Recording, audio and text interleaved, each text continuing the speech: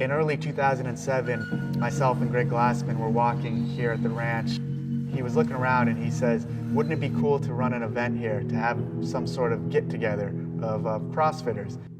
He had this idea, he had this vision of bringing everyone together like the Woodstock of fitness. And he's like, well, I want people coming from all across the world to come and hang out, drink beer, work out, and at the end of the weekend, we'll crown the fittest man alive. You get out there on the Rancho de Castro and it just had this feel. It was earthy, it was real, and we got a kind of a spontaneous gathering, and it had a very Woodstock feel to me. It was an opportunity for the community to come together and celebrate CrossFit and what it's done for them as individuals. And that's how the games were created. Just the two of us walking out here in the gravel. That first year, I don't think anybody had quite the sense of what it was going to be yet. In 2007, the CrossFit Games was a two-day event. In the morning of day one, you had the hopper wand. It was a peanut roaster, and then we put some sets and rep patterns and exercises in it.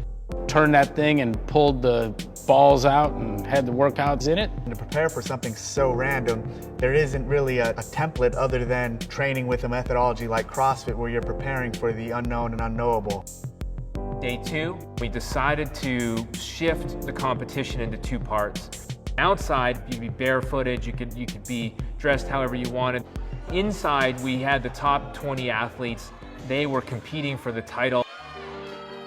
It all came together at the final moment when we brought everyone together in here to watch Josh Everett, and it was the final lift of the games. It was a 570-pound deadlift attempt, and if he would have got that lift, he would have won the CrossFit Games in 2007. I saw Josh doing his thing, you know, kind of the foot stomping, yelling, getting ready to lift something really heavy.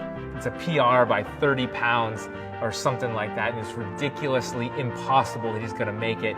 The games are all about possibility, the vision of what's possible. The one thing with CrossFit is just about everybody in the crowd CrossFits.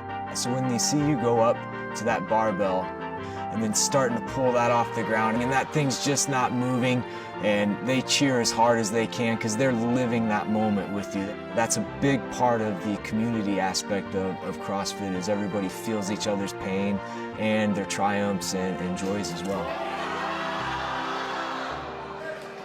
Josh, even though he failed, the community was still cheering. I knew this was something, the spirit of the effort was tremendous. It still sends goosebumps. We knew at that moment this event was a success, and the future with the games is going to be bright. Fast forward to 2011. We are starting with the CrossFit Games Open. We took the competition online, and we took the competition to the masses.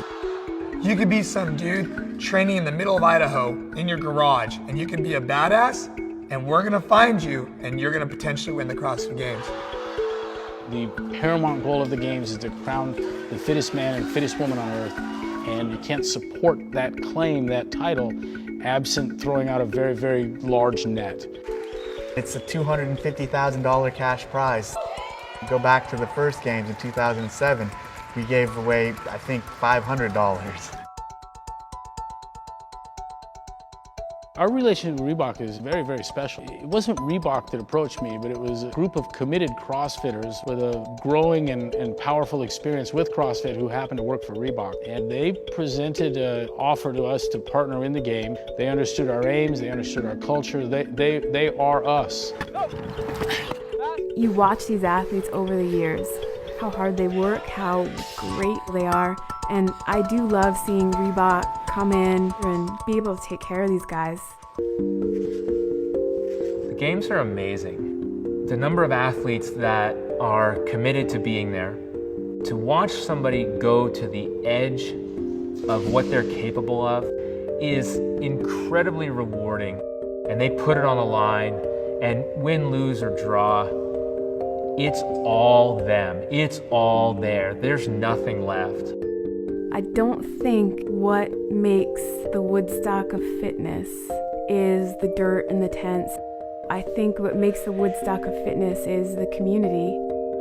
And as long as the top competitors keep coming off the bar and they keep turning around and they keep cheering everybody else on to do the best they can, that spirit will never die.